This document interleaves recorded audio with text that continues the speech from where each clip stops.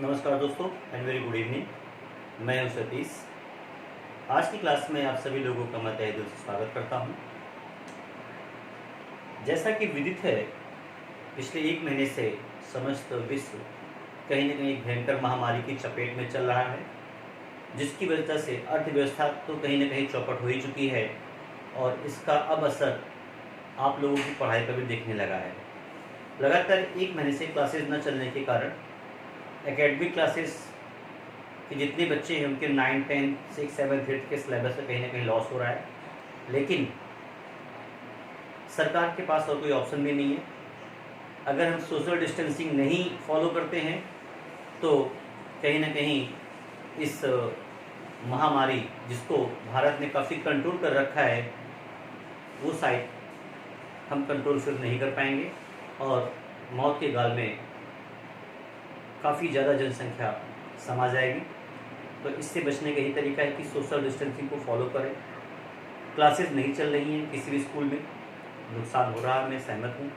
लेकिन उसी के लिए सरकार ने कदम बढ़ाया हुआ है कि हमें अब ऑनलाइन क्लासेस लेना चाहिए ताकि बच्चे घर बैठ के अपना जो भी सिलेबस है उसको पूर्ण कर सके और आने वाली परीक्षाओं में अपना जो भी है अच्छा से अच्छा प्रदर्शन कर सके। तो इसी श्रृंखला में आज से मैं आपका गाइड शिक्षक सतीश प्रतिदिन एक लेक्चर लूँगा, जिसमें से मेरा मुख्य उद्देश्य पहले होगा मैथ और साइंस के सिलेबस को कवर करना, क्योंकि बच्चों को सबसे ज़्यादा जो समस्याएं आती हैं वो मैथ्स में आती हैं। और मैथ्स में मैं पहले वो टॉपिक लूँगा जिससे बच्चा दूर भागता है। कौन से ऐसे टॉपिक हैं जिनसे बच्चा डरता है, तो वो है एरिया, थ्योरम्स। तो सबसे पहले दोस्तों मैं एरिया का ही पार्ट उठाऊँगा और एरिया में भी बच्चों को सबसे ज़्यादा डर लगता है वॉल्यूम के पार्ट से। तो मैं सबसे पहले वॉल्यूम का ही पार्ट उठाऊंगा ताकि आपका एक मैं भय निकाल दूँ। सबसे आसान पार्ट, प्रैक्टिकल पार्ट आपका वॉल्यूम और एरिया का है। मैं इस तरीके से पढ़ा दूंगा, आपको किसी प्रकार की कोई दिक्कत नहीं होगी। फिर आप एनसीईआरटी की बुक लगाएं, रेफरेंस बुक लगाएं, यूपी बोर्ड, सीबीएसई बोर्ड, कोई बुक लगाइए, आपको सवाल नहीं रुकेगा। और आपको ही पता है कि आपका बनने वाला सीबीएसई बोर्ड का पेपर, यूपी बोर्ड का पेपर, कोई पेपर हो वो एक बुक से नहीं बनता है। उसके लिए कई राइटर की बुक रखी जाती हैं, कई राइटर की बुकों को मिक्स करके बढ़िया सवाल आपके बोर्ड की परीक्षा में आते हैं। तो आपको किसी एक बुक पर डिपेंड नहीं रहना है। सो दोस्तों, इस वीडियो को आप देखें, पसंद करें और अधिक से अधिक लोग लाइक करें और सब्सक्राइब करें। और जो भी आपके मित्र हैं, आपकी क्लास के दोस्त हैं, वहाँ तक इस वीडियोस को और लिंक को फॉरवर्ड करें। आए मेरे यूट्यूब पे सब्सक्राइब करें मुझे, ताकि वो भी घर बैठ के पढ़ाई का पूरा फ़ायदा ले सकें। और इसका मेन उद्देश्य और भी है, बहुत दूर दराज छात्र बैठे हुए हैं जो कहीं ना कहीं पैसे के अभाव में अपनी पढ़ाई को सुचारू रूप से नहीं चला पाते हैं, ट्यूशन कोचिंग नहीं कर पाते हैं, लेकिन कम डेटा इस्तेमाल करके मोबाइल पर वो भी घर पे बैठ के ऑनलाइन स्टडी कर सकते हैं। सो दोस्तों, शुरू करते हैं आज का टॉपिक। चलिए,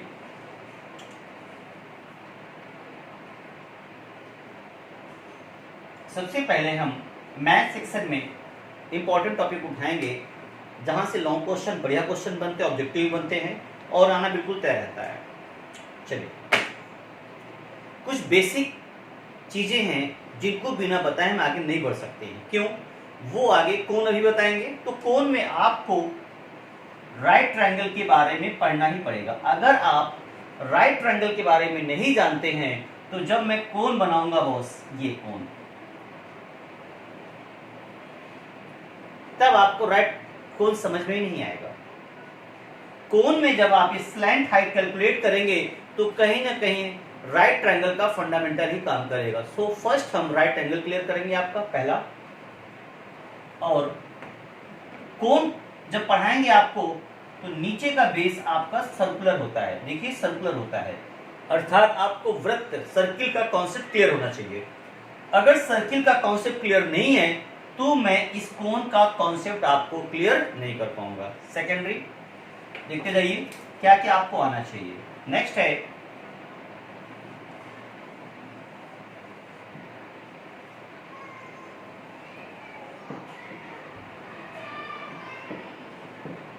ये है मेरा क्यूब, क्यूब घन और घना। क्यूब एंड क्यूबाइड में थोड़ा सा डिफरेंस है, just like square and rectangle. Cube जो बनता है आपका, देख लीजिए इधर, क्यूब से पहले आपने पढ़ा होगा स्क्वायर। स्क्वायर अर्थात वर्ग। स्क्वायर आपका 2D पढ़ा था, 2D 2 डायमेंशन पे था, मीन्स लंबाई और चौड़ाई, लेंथ एंड ब्रेथ। लेकिन इसी में एक और डायरेक्शन बढ़ा दीजिए, लंबाई चौड़ाई और नेक्स्ट मतलब ऊंचाई, means length breadth and height. जैसे ही 3 डायमेंशन होती हैं वो आपका जो वर्ग है, स्क्वायर है, वो आपके घन का रूप ले लेता है, मीन्स क्यूब का रूप लेता है। इसी प्रकार आपने पढ़ा होगा रेक्टेंगल। रेक्टेंगल बोले तो आयत।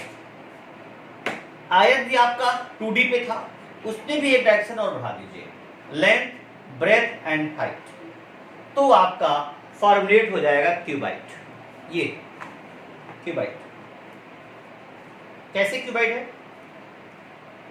लंबाई भी है, चौड़ाई भी है, ये चौड़ाई ये लंबाई, मीन्स लेंथ भी है ब्रेथ भी है, और ये इसकी हाइट या मोटाई कह सकते हैं। इसको हाइट भी या इसकी मोटाई कह सकते हैं, दोनों ही की। मीन्स जिस प्रकार आपके वर्ग में कंफर्म था कि length and breadth both will be equal, means लंबाई और चौड़ाई आपस में बराबर होती हैं, ध्यान दीजिएगा। ये देखिए, इन the case of the square you have already studied, अगर ये 5 है तो ये भी 5 होगा, मीन्स वर्ग में लंबाई और चौड़ाई आपस में बराबर थे, length and breadth. But in the case of the rectangle आपके दोनों डिफर होंगे, ये अलग होगा and this one will be also differ. इसी प्रकार क्यूब में आपकी सारी साइड एक जैसी होंगी, क्यूबाइट में कोई एक साइड डिफर कर जाएगी। आप जिस कमरे में बैठे हुए इस समय पढ़ रहे हैं, या मैं जिस रूम में पढ़ा रहा हूं, इसमें आप फर्श जो आपकी है, फर्श में आपको देखिए 2 चीजें दिख रही होंगी आपके सामने। एक को एज्यूम करिए लेंथ और एक को ब्रेथ, और जो आप ऊपर की तरफ देख रहे हैं ये आपकी हाइट है, लेंथ ब्रेथ एंड हाइट। अगर ये तीनों चीजें इक्वल हो जाती हैं so that will B cube, घन। अगर इनमें से कोई एक चीज बहुत डिफर कर जाती है तो ये आपका हो जाएगा क्यूबाइट। अब इनमें से किसी का फार्मूला मुझे लर्न नहीं करना है, समझना है, वी हैव टू अंडरस्टैंड। क्यों? रेक्टिफिकेशन फ्लॉप कर जाएगा जब सवाल थोड़ा सा ट्विस्ट कर देगा। अभी आप दी गई एनसीईआरटी की किताबों के सवाल तो लगा लेंगे, जब आप रेफरेंस बुक लगाएंगे तो वहां आपका फंसना तय है, कहीं ना कहीं आप सवाल में अटक जाएंगे, नहीं लगेगा। क्यों? आपने बेसिक सही नहीं किया। सो प्यारे बच्चों, आप अगर बेसिक सही कर लो, मैं पहले बेसिक ही आपका सही करूंगा, उसके बाद एक्सरसाइज पे जाऊंगा। एक्सरसाइज लगाने का मजा तब है जब आपका बेसिक अच्छा हो जाए। जिस दिन बेसिक अच्छा हो जाएगा, एक्सरसाइज में कोई कुछ नहीं है, nothing that will be solve within second, within minute. So आगे बढ़ते हैं, देखते हैं।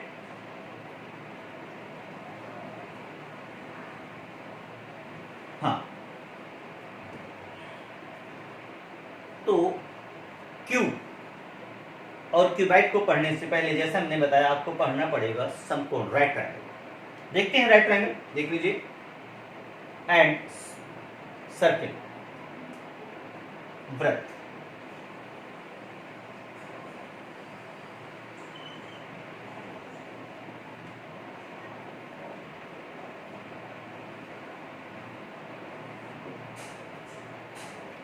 सर्किल में, वृत्त में क्या क्या चीजें पढ़ने वाली होती हैं?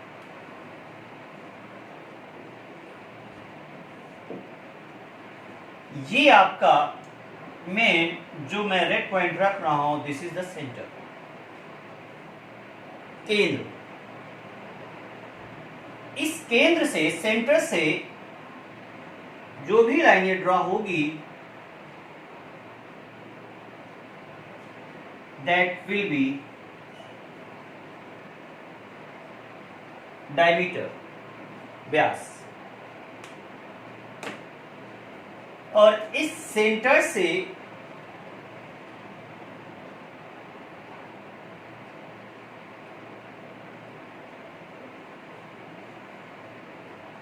त्रिज्या that is radius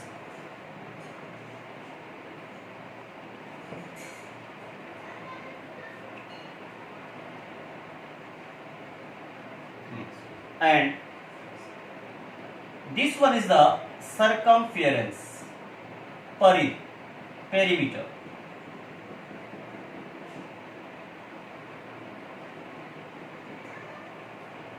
This is the shape of the circle. सारे पॉइंट्स क्लियर करिए। यह इस वृत्त का केंद्र है, सेंटर। केंद्र से खींची जाने वाली कोई भी जो लाइन होगी जो केंद्र से ड्रा होके इस सर्किल के दो बिंदुओं को मिला रही हो, मीन्स वृत्त पर किन्हीं दो पॉइंट्स को मिलाने वाली रेखा जो सेंटर से होकर जाए वह डायमीटर कहलाती है। डायमीटर को हम व्यास भी कहते हैं।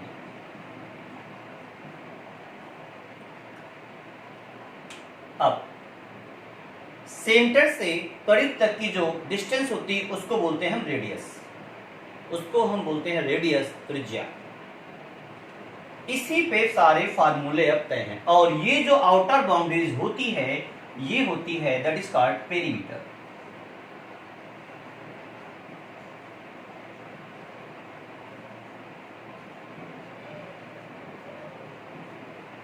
टू पाई आर, जिसको कि हम परिमाप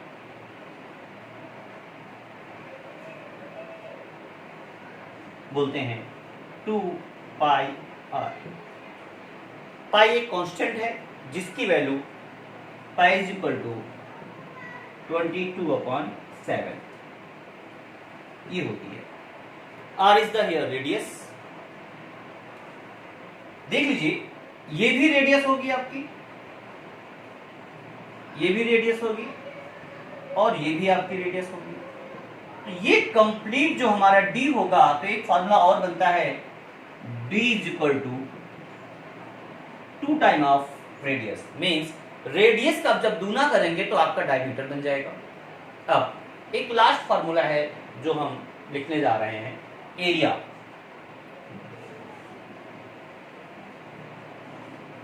पाई आर स्क्वायर मीन्स क्षेत्रफल is equal to pi r square. So वृत्त का परिमाप 2 पाई आर, वृत्त का क्षेत्रफल पाई आर स्क्वायर। दोनों टॉपिक हमारे क्लियर हो जाते हैं। अब बात आती है इस पर एक्सरसाइज की। तो एक्सरसाइज भी मैं सॉल्व करा रहा हूं और कौन कौन से प्रॉब्लम्स यहां से पूछी गई हैं वो भी आपसे डिस्कस करेंगे। बस थोड़ा सा पेशेंस रखिए। सो दोस्तों, उम्मीद करते हैं टॉपिक आपको क्लियर हो गया। बेसिक फिर से देख लीजिए, बिल्कुल रट डालिए। यहां से लेके आप, ये तो भी आप एकेडमी का भी पढ़ रहे हैं, आप जब भी कंपटीशन देंगे, NDA, CDS, air force, navy, IIT, PMT, कोई एग्जाम देंगे, आयोग तक के एग्जाम में सर्किल का इस्तेमाल होगा। वहां तक के एग्जाम में मैं आपको सर्किल की प्रॉब्लम दिखा सकता हूं कि सर्किल का क्वेश्चन पूछा गया है। एनडीए, सीडीएस जैसी परीक्षाओं में सर्किल का क्वेश्चन पूछा गया है। सो this is the base. Circle आप अभी 10th में पढ़ रहे हैं, ये 6th में भी है, 7th में भी है। अगर आप 6, 7 पढ़ के यहाँ आए हैं तो आई होप आप बेटर जानते होंगे कि ये टॉपिक बहुत इंपॉर्टेंट है। सो अब इसके एप्लीकेशन देखेंगे हम।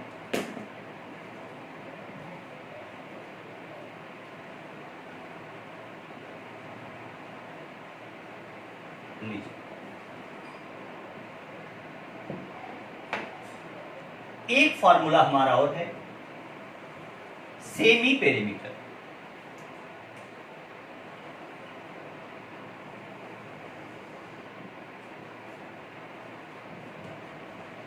सेमी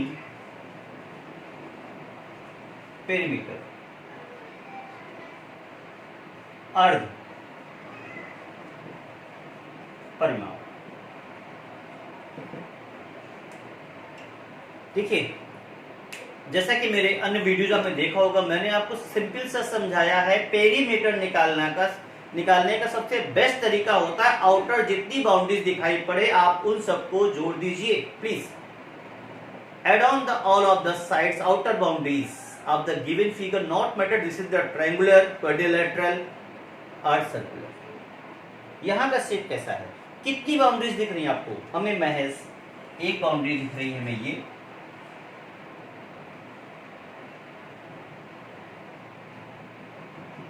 और एक बाउंड्री है। इसको पढ़ना क्यों आवश्यक है? अभी आप पढ़ेंगे स्फीयर, गोला, वहां पर इसका एप्लीकेशन है। जब तक ये बेसिक नहीं क्लियर होगा तो आपको हेमिस्फीयर नहीं क्लियर होगा, इसलिए पढ़ना आवश्यक है। अब ये कंप्लीट, अगर ये वृत्त सर्कुलर ऐसा रहा होगा, आपका सर्किल ऐसा रहा होगा कुछ, सपोज दैट ये आधा पार्ट है। जब कंप्लीट वाले का पेरीमीटर था, पूरे वृत्त का पेरीमीटर था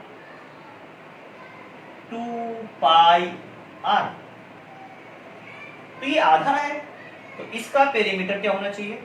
ये पेरीमीटर होना चाहिए पाई आर। अर्ध है बॉस, अर्ध है, हाफ हाफ, फुल 4 तो हाफ 2 होना चाहिए। अगर फुल 2 पाई आर है तो उसका हाफ पाई आर होना चाहिए, हाफ पेरीमीटर। ये पार्ट तो कवर कर लिया मैंने हाफ फार्मूले से, इतना मेरा कवर हो गया पाई आर। यह पार्ट हमारा पाई आर होगा। अब बच कौन सा रहा? ये पार्ट। और ये पार्ट मैंने आपको भी समझाया है कि यहां सेंटर रहा होगा, सेंटर से ये दूरी आर रही होगी और ये दूरी भी आर रही होगी, r plus r that is 2r।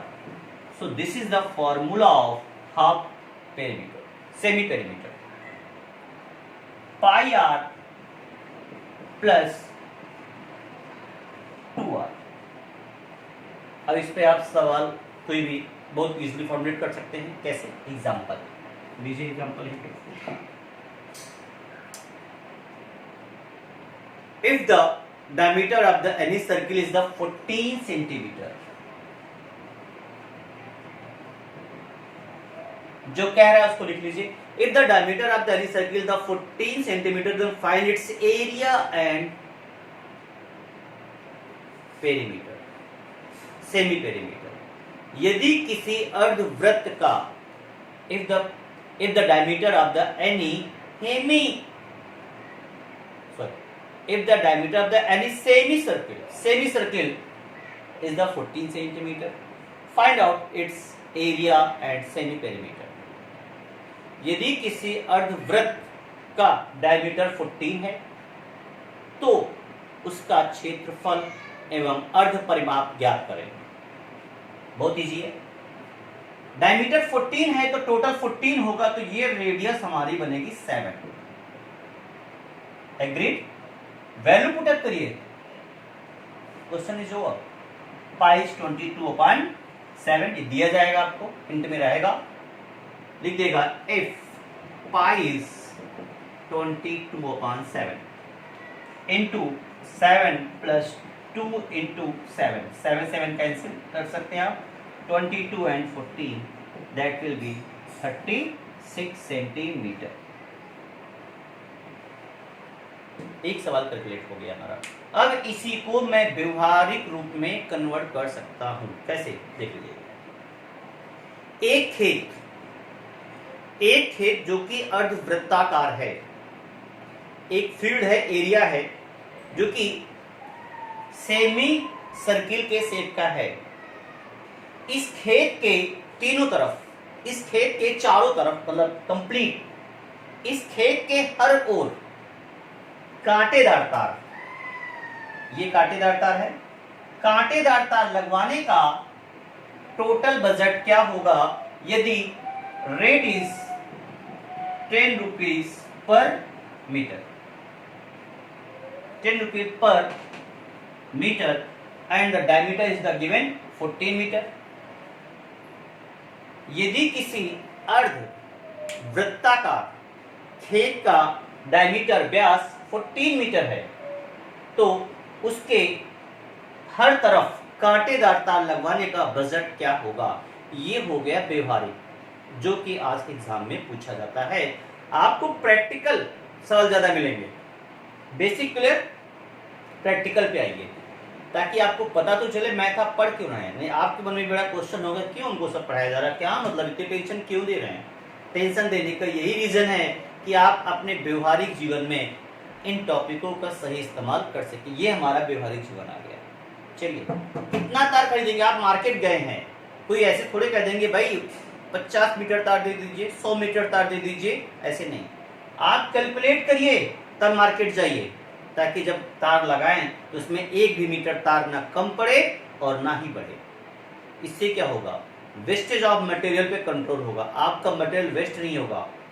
एक बार में अगर आप ले आए तो अच्छा है, कम पड़ गया फिर दोबारा जाएंगे ले आएंगे, या बढ़ गया तो आप उसको बैक नहीं कर पाएंगे, घर पे आपके रखा रहेगा। तो बेस्ट मैनेजमेंट के लिए आपको करना क्या पड़ेगा, इसका सेमी पेरीमीटर निकालना पड़ेगा। आपको सोचना है, आपको कैलकुलेट क्या करना है, एरिया निकालना है कि पेरीमीटर निकालना है। वो रेट बताएगा, केवल रेट क्या बता रहा है, 10 रुपए प्रति मीटर की दर से चारों तरफ तार, चारों तरफ जो आउटर बाउंड्रीज को कवर करता है, दैट इज कॉल्ड पेरीमीटर। वो परिमाप होता है, ना कि एरिया होता है। सेकेंडरी रेट आपका है 10 रुपीज पर मीटर। रेट भी बता देता है कि आपको कैलकुलेट क्या करना है। अगर मैं रेट प्रति मीटर पर मीटर दूं तो मीन्स आपको पेरीमीटर ही निकालना है, चाहे वो आपका राइट ट्रायंगल हो, चाहे क्वाड्रिलेटरल हो, चाहे रोम्बस हो, चाहे जैसा भी शेप हो, चाहे रेक्टेंगल हो। जैसे आप कपड़ा अपने लिए सिलवाते हैं, खरीदने जाते हैं, कैसे खरीदते हैं, क्या बताता है, सर इस शर्ट का कपड़ा 200 रुपए प्रति मीटर, मतलब 1 मीटर कपड़े का दाम 200 रुपए है, ठीक। लेकिन आप जब घर में अपने यहाँ टाइल्स लगवाते हैं, टाइल्स पूरे एरिया को कवर करता है तो वो रेट कैसे बताता है कि सर जी टाइल्स लगवाने का रेट है 10 रुपए प्रति मीटर स्क्वायर, प्रति मीटर स्क्वायर। क्यों, इस पूरे में आप टाइल्स लगवा रहे हैं तो एरिया पूरा कवर होता है बॉस, इसलिए प्रति मीटर स्क्वायर, क्योंकि ये इधर भी लगेगा इधर भी लगेगा तो एक टाइल्स लगेगी, तो जो पूरा कवर कर रहा है वो दैट इज एरिया। तो जो प्रति, तो 3 चीजें दिमाग में बिठा लीजिए आप। अगर आपका रेट प्रति मीटर है, सो this is the indication for the perimeter, वो पेरीमीटर को संकेत कर रहा है। यदि आपका रेट प्रति मीटर स्क्वायर है, this is the indication for area. और अगर आपका रेट प्रति मीटर क्यूब है, this is the indication for the value. जैसे ये मेरे पास कोल्ड ड्रिंक है, बटर है, हमने कहा यह गिलास सिलेंडर के आकार का है, इसमें 10 रुपए प्रति घन सेंटीमीटर की दर से कोल्ड ड्रिंक भरवाने का बजट क्या होगा, प्रति घन, घन क्यूब, क्यूब थर्ड मीन्स इसका वैल्यूम निकाला जाएगा। क्लियर। हमने कहा इस पे मुझे पॉलिश करानी है, आउटर पे बढ़िया रंगीन करा दो इस ग्लास को, तो 4 रुपीज प्रति मीटर स्क्वायर की दर से पेंटिंग कर, प्रति मीटर स्क्वायर 4 रुपए प्रति मीटर स्क्वायर, प्रति metre square per metre square means area, stop area, surface area निकालना है। सिंपल।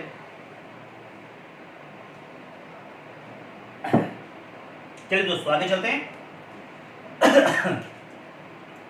तो मैं इसका क्या निकाला था, पेरीमीटर निकल आया, रेट दे रखा है। हाँ, हमने कहा था रेट था, rate 10 rupees per metre, rate से मल्टीप्लाई करिए पेरीमीटर को, आपको तार लगवाने का टोटल बजट मिल जाएगा। देख लीजिए रेट कितना था, 10 रुपीज प्रति मीटर।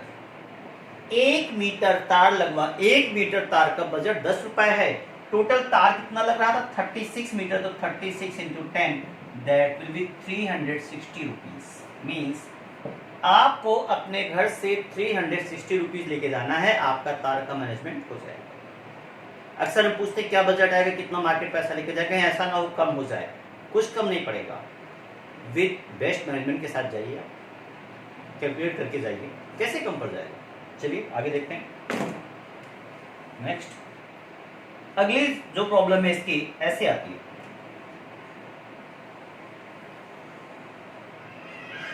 सेकेंड प्रेजेंटेशन है, if P is 44 then find its area। एक वृत्ताकार खेत या एक वृत्ताकार क्षेत्र, कुछ भी है, गोला, सॉरी, एक वृत्ताकार भाग या वृत्ताकार खेत का पेरीमीटर 44 मीटर है, perimeter, then find its area, इस एरिया को निकालो क्या होगा। इस सवाल की कैटेगरीज ऐसी होती है कि आपको डायरेक्ट ना मैं आर दूंगा ना डायरेक्ट डी दूंगा। पिछले वाले एग्जांपल में हमने आपको डी दे दिया था, आपके निकालना सब आसान हो गया था। अब मैं P दूंगा तो A पूछूंगा और A दूंगा तो P पूछूंगा, वेरी इजी। जो दिया जाए उसका फॉर्मूला रखिए, P is equal to 44, so P is equal to 44 और P का फॉर्मूला पेरीमीटर, इस सर्किल का पेरीमीटर क्या होता है 2 पाई r, so 44 is equal to 2 into 22/7 into r, 22 2 जा 44 44 cancel, r is equal to 7, means इसकी जो रेडियस आएगी वो 7 आएगी। क्लियर? अब रेडियस 7 आ गई तो आपको क्या निकालना है, एरिया निकालना है। A is equal to pi r square, A is equal to pi 22/7, 7 into 7 7 7 154 वर्ग सेंटीमीटर या सेंटीमीटर स्क्वायर, कुछ भी ले सकते हैं आप। सेकेंड प्रॉब्लम इसका रिवर्स बन सकती है कि मैं आपको एरिया दे दूंगा, इस बार एरिया में दे दूं 154 and find its perimeter, very easy. Area दिया जाए तो एरिया रखिए फॉर्मूला, इसको रिवर्ट कर लीजिए, r निकलेगा, r का मान यहां रखिए, आपका P निकल आएगा। तो ये इसका बेसिक है, इतना आपको आना चाहिए आगे के टॉपिक को पढ़ने के लिए। आज के लेक्चर में इतना रखें, नहीं बहुत लेंदी हो जाएगा। नेक्स्ट लेक्चर में आपसे डिस्कस करेंगे राइट ट्रायंगल और फिर आ जाएंगे क्यूब एंड क्यूबॉइड। सो दोस्तों आज का लेक्चर इतना ही। मैं सतीश आपसे विदा लेता हूँ। जय हिंद, जय भारत।